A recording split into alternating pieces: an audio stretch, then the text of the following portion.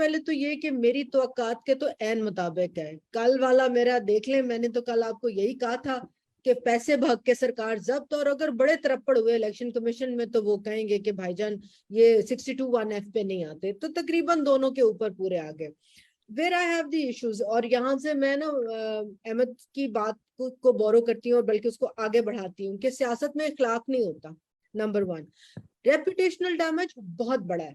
Integrity question ہو گئی ہے خان صاحب کی, کیونکہ خان صاحب نے اوور 22 ایئرس ایک ہی بیانیہ بنایا رول آف لا کا اور اکاؤنٹیبلٹی کا, مگر ان کی سوشل میڈیا ٹیم نے پہلے سے پلان اے اور بی کی تیاری کر کے رکھی ہوئی تھی کہ ہمارے ہاتھ میں آ گیا تو ہم نے کیا واٹس ایپ پہ چلانا ہے, بولنا ہے, ٹویٹر پہ چلانا ہے, نہ آیا تو کیا بولنا ہے, وہ پیرل پہ چلنا شروع ہو گیا. اور بہت بہت پڑھے لکھے سے لوگ بھی یہ کہہ رہے ایسا کیا بیان حلفی ہے. اگر یہ بیان حلفی اور ایفیڈیوٹ والی بات ہے اور دوبارہ سپریم کورٹ کانشیسلی اس بات کو کہتی ہے وہ یہ تو معصوم سی غلطی تھی, جس کا اگین میں نے کل بھی ذکر کیا تھا کہ بہت کنوینئنٹلی اس کو کہا جائے گا وہ تو کاغذ کسی نے سامنے رکھے, انہوں نے سائن کر کے بھیج دیے, تو پھر اس طرح کے بیان حلفی جو کینڈیڈیچر کے نامینیشن فارم پہ ہوتے ہیں, آپ کے پاسپورٹ فارم پہ ہوتے ہیں, آپ کے I D card, I can name 101, اور بلکہ رضا مجھ سے زیادہ بہتر بتا سکتے ہیں, وہ سب نل اینڈ وائڈ ہو جائیں گے.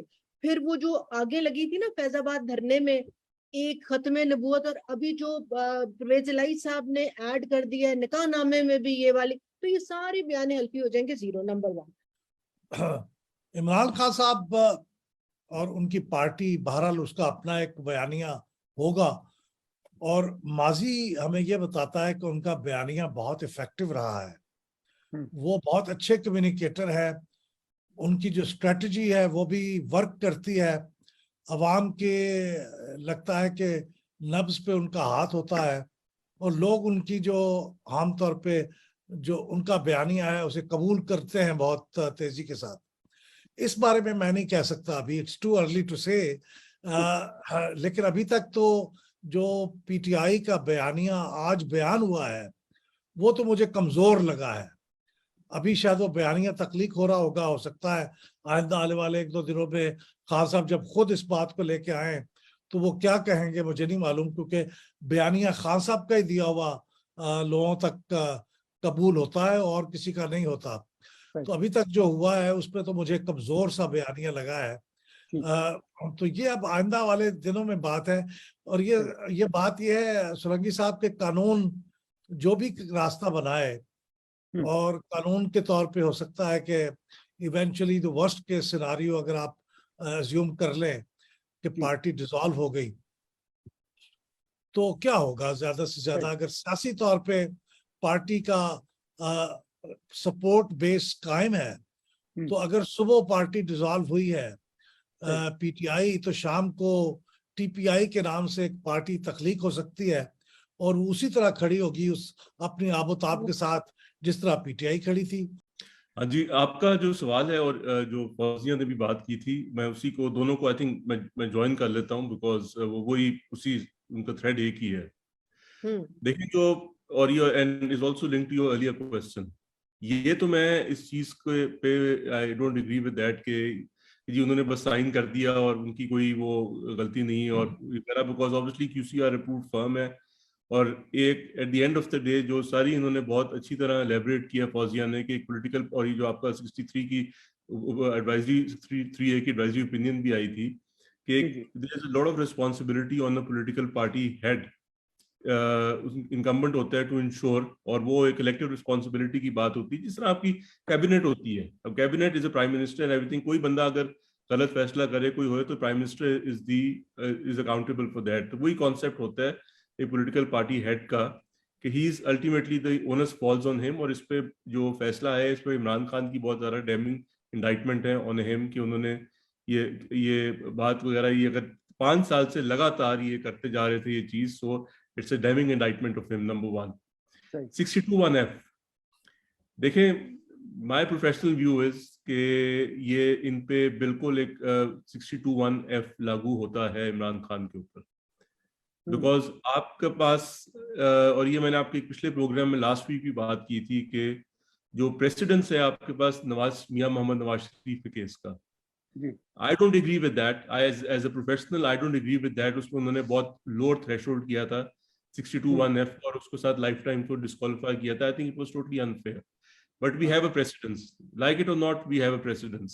ये क्लासिक केस है 62(1)(f का जो इमरान खान के ऊपर लागू होता है for him to be for a reference to be initiated against him under Article 184(3) of the Constitution.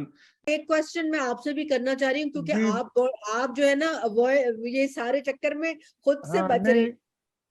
थोड़ा सा बताएं, ये थोड़ी सी मनी लॉन्ड्रिंग, थोड़ी सी मसूमियत इज इक्वल टू साफ शफाफ इमरान खान. ऐदा हुण करना की है, ए दसो अगे क्यों हुण की बनसी, ए दसो. जैसे वो ख्वाजा आसिफ साहब ने कहा आज फ्लोर ऑफ द हाउस का, उन्होंने कहा ਇੱਥੇ ਬਹਿ ਕੇ ਸ਼ੋਰ ਮਚਾਉਂਦੇ ਸਨ ਮਕਸੂਦ ਚਪੜਾਸੀ ਆਪਣੇ ਘਰ ਮਕਸੂਦ ਚਪੜਾਸੀਆਂ ਦੀ ਜੰਜ ਨਿਕਲ ਆਈ. I could stop. आप जरा बताएं, अब आप बताएं. इलेक्शन कमीशन ऑफ पाकिस्तान की जानिब से पाकिस्तान तहरीक इंसाफ को गैर मुल्की कंपनियों से मिलने वाली रकूम की तफसीलात भी जारी कर दी गई हैं. इलेक्शन कमीशन ऑफ पाकिस्तान की जानिब से जारी की गई तफसीलात के मुताबिक पीटीआई को गैर मुल्की कंपनियों से ममनुआ रकूम यूएसए की 2 LLCs के जरिए मौसूल हुई. इलेक्शन कमीशन के मुताबिक पीटीआई को अमेरिका की 266 कंपनियों से $1,29,019 ममनुआ रकम मौसूल हुई. इलेक्शन कमीशन का बताना है कि पीटीआई को बरतानिया की 43 कंपनी से $16,226 और कनाडा की 13 कंपनी से $6,071 ममनुआ रकम मौसूल हुई. इलेक्शन कमीशन के तफसीली फैसले के मुताबिक तहरीक इंसाफ ने जिन 13 नामालूम अकाउंट्स की मलकियत को तस्लीम नहीं किया, इसकी तफसीलात दर्ज झैल हैं. Bank of Punjab Quetta branch में कासिम खान सूरी ने अकाउंट खोला.